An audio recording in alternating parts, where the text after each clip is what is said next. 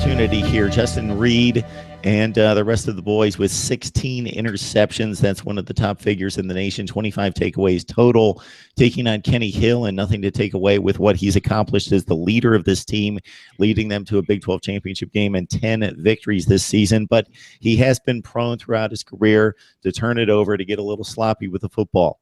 He's an extremely good athlete. He's a big kid, tough to bring down, and he's got a strong arm, but he can be erratic at times. And there's a possibility that he hands a few your way. And there's my key to the game right there, Mark. I trust KJ Costello more than I trust Kenny Hill, period. It's about that simple.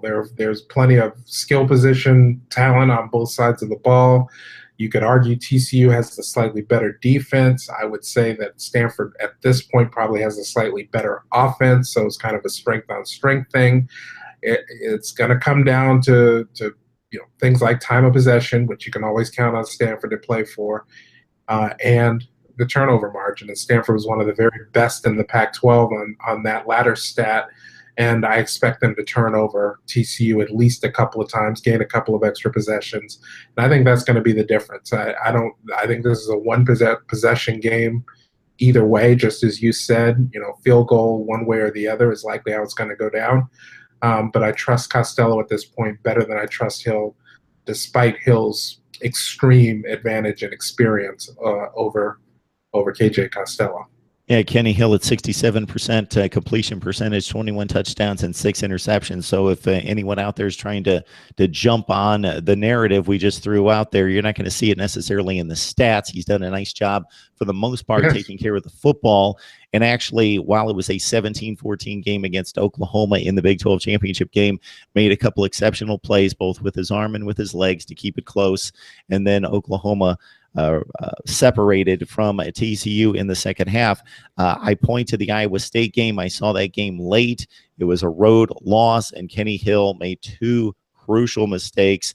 One turned into an almost pick six going the other way. The other one, with them down 3 to 4 points and looking for that final drive, just completely sailed one for the interception that sealed it for the Cyclones. So again, 6 interceptions on the season, not horrible by any stretch, but in key situations, it's happened to him a few times. Agreed. I think you've just summed it up right there. On the other side, Don, you're still looking forward to it. Third down defensive conversion rates at 44%, which is not great. And Kenny Hill's a guy that may extend that because of what he can do if he breaks contain and he threatens the defense there. So that's where you could get bitten by the Kenny Hill bug on the other flip side of it. That's exactly right. And, it's been unusual for Stanford defenses in the last several years. But, you and I have talked about this before. On the plus side, on the defensive side of the ball, Stanford's defense tends to be drastically better in the second half of games versus the first half. And in a big bowl game, and under the lights down there in San Antonio, the pressure ratchets up a little bit. And, Anderson has been great at making those halftime adjustments. I expect him to throw some stuff at Kenny Hill in the second half that maybe he's not quite expecting, or maybe has been tricked into thinking it's X and instead he gets Y.